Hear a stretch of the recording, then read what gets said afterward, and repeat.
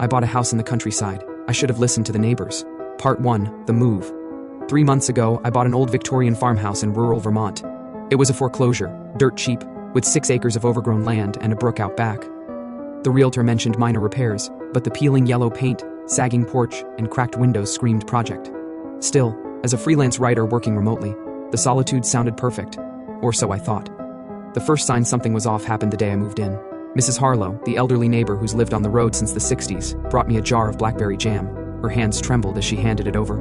"You'll hear things at night," she said abruptly. "Don't go poking around, just let it be." Before I could ask, she shuffled back to her rusted pickup truck. I shrugged it off. Old houses and creak, right? Part 2, The Sounds. The noises started a week later. Not creaks, rhythmic ones, like footsteps pacing the attic floorboards every night at 2:17 a.m. I'd freeze my dog Rex growling low beside the bed. One night I grabbed a flashlight and climbed the attic stairs. Nothing but dust and a lone rocking chair swaying faintly, as if someone had just stood up. Then came the whispers. Not words, but a hushed, urgent cadence, like 2 people arguing in the walls.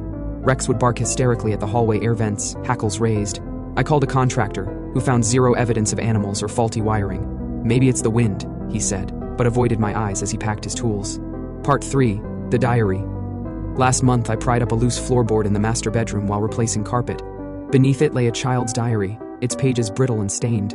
The entries were written in looping cursive, dated 1932. June 14th, Papa says the bad man in the walls is just rats, but I hear him crying at night. Mama won't come out of her room anymore. June 23rd, Papa brought the priest today. They're digging in the cellar. The bad man is angry. He says we stole his land. The final entry was scribbled in red pencil, and July 4th, I hid under the bed. Papa was screaming. The bad man took his face. Part 4, The Cellar.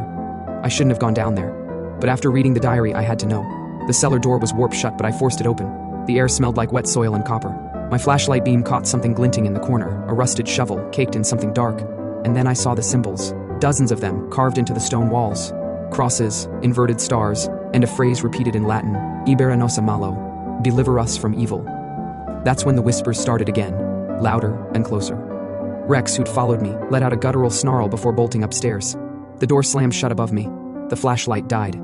In the dark, something cold gripped my wrist. Part 5, The Bad Man. I don't know how long I've been here.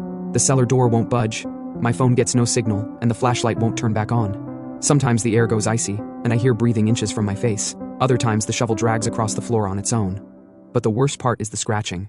Every night, at 2:17 a.m., something claws at the cellar walls from the inside, and last night, I finally saw it. A shadow, taller than a man, with eyes that reflected like an animal's. It whispered a name, Eleanor. The diary's last entry didn't mention the little girl's name, but the deed to the house did. Eleanor Mary Wilkes, 1925 to 1932. Update, 1 day ago. I'm writing this on 2% battery. The door opened this morning. Rex is gone. All the windows are locked from the inside. Mrs. Harlow won't answer her phone. It's almost 2:17 a.m. The footsteps are in the attic again. But tonight, they're coming down the stairs. Don't buy cheap houses.